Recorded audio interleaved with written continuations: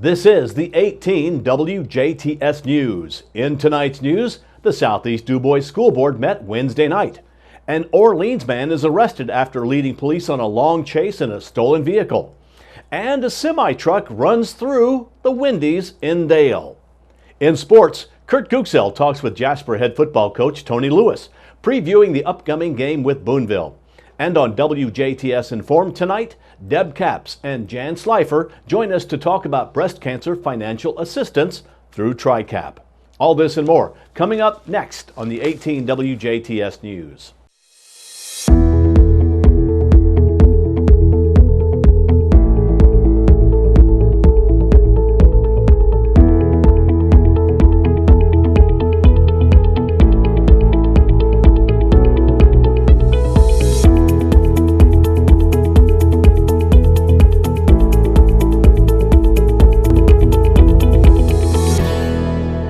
Thank you for tuning in. I'm Bill Potter with the WJTS News. A semi caused extensive damage to the Wendy's restaurant in Dale. Just before 10 p.m. on Wednesday night, Spencer County Sheriff's Office was called to Dale due to a semi-truck crashing through the Wendy's restaurant. Police say the driver of the semi was hooking up the trailer to the semi when the brakes failed. Spencer County Dispatch says that the semi went into one side of the restaurant and came out the other side. 5 employees were in the restaurant closing down when the accident happened. No one was hurt in the incident. A Jasper man is behind bars for child molestation. Indiana State Police allege 40-year-old Charles C. Allen had sexual contact with a juvenile less than 14 years old last month. Court documents say Allen denied touching the victim when interviewed with police. The DuBois Circuit Court issued an arrest warrant charging him with a level 4 count of child molesting on Friday. Allen was booked into the DuBois County Security Center on the active warrant. Allen said he would hire counsel during Tuesday's initial court appearance. The court put Allen on a pre-trial work release and order to have no contact with the alleged victim. His next court appearance is set for Tuesday, September 10th. An Orleans man was arrested for fleeing police and auto theft in Gibson County. At 6 p.m. yesterday, that is on Wednesday, Trooper Chase Eaton with the Indiana State Police was patrolling State Road 57 near College Street in Oakland City when he saw a white 2003 Ford F-150 pickup truck matching the description of a stolen vehicle that was reported stolen earlier in the day in Warwick County. The owner of the stolen vehicle warned police that he left his .22 caliber rifle in his truck at the time of the theft. Trooper Eaton checked the license plate and was able to confirm that the vehicle was the one reported stolen. When the driver of the truck turned south onto North Main Street in Oakland City, Trooper Eaton attempted to stop the vehicle. The driver, who was later identified as 29-year-old Brandon Poole of Orleans, accelerated to a high rate of speed, traveling on several different city streets before driving west on State Road 64.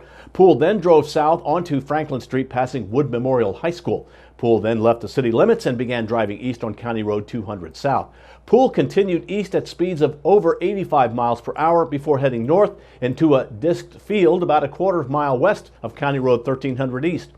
Trooper Eaton continued to chase the vehicle through the field for about a quarter of a mile until Poole crossed County Road 1300 East and headed into a bean field. Trooper Eaton stayed on County Road 1300 East while Gibson County Deputy Loesch and Oakland City Police Chief Tim Gaines continued pursuing the vehicle through the bean field with their SUV patrol vehicle. Poole kept driving north through the bean field for about half a mile to County Road 150 South, where he attempted to enter a cornfield but got stuck.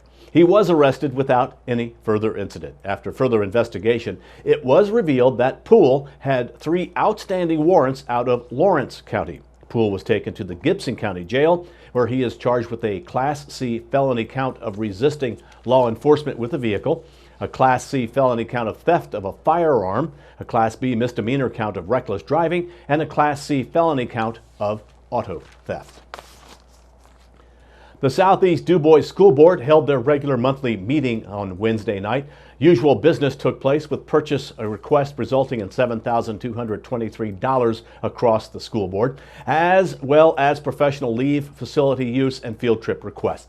They entered a public meeting where they held public testimony on the proposed 2020 budget plan. the proposed 2020 capital project and facilities plan, and the proposed 2020 bus replacement plan. After this public hearing was closed, they opened another where public testimony was taken pursuant to Indiana code regarding teacher compensation and collective bargaining. They also discussed dollar amount reduction in contribution rates for the Teacher Retirement Fund. It was also approved that Nettie Baglin resigned as robotics sponsor at Ferdinand Elementary School. Regarding hiring and reassignments, Carolyn Aiding was assigned as the special education bus monitor. Alicia Rappi was assigned as a Forest Park cook. Kyla Leakin was assigned as a student council advisor at Cedar Crest Intermediate Schools, and Carrie Winkler was assigned as the Ferdinand Elementary School robotics sponsor. Several donations were considered and approved. A complete list can be found on our website, that is WJTS.tv. Several fundraisers were considered and approved at the school board meeting. The chorus and drama department will hold their butter braid sale on September of this year.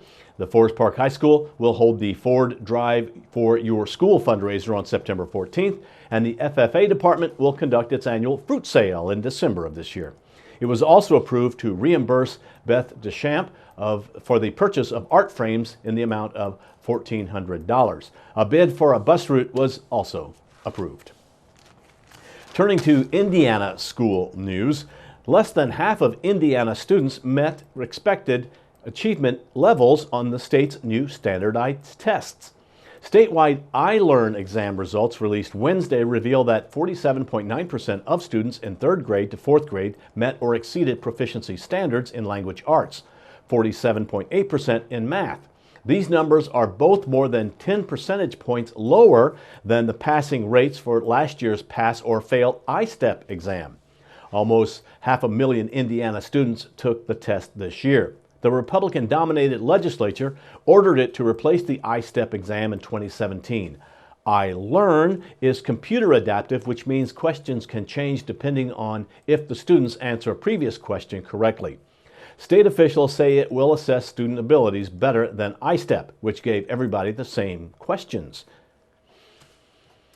Finch Newton Water Incorporated has issued a boil advisory for customers on the Grandview side of their system. This advisory will last at least until Wednesday, September 11th. The town of Grandview is working on updating their water system, which means better water service for everyone in the future.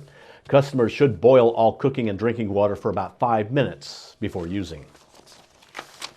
The Hoosier Lottery is turning over $312 million in profits to the state this year. This is a 2% jump from profits last year. Lottery ticket sale revenue grew about 6% to almost $1.35 billion, according to a report released on Tuesday. Thanks to an increase in sales for scratch-off games and tickets for jackpot games like Mega Millions and Hoosier Lotto, the revenue grew, although a record amount is getting transferred to the state. Officials say it is still below the original goal of $410 million. This was set by the commission in 2018 after hiring a private company in Indiana to run most of Indiana's lottery operations. $60 million of lottery proceeds go towards pension funds for teachers, police officers, and firefighters. The rest goes toward reducing auto excise taxes. This is the second year IGT Indiana is getting a bonus payment under this 15-year contract. It sets net income amounts the lottery must reach for the bonuses, or the company pays a penalty if revenue falls short.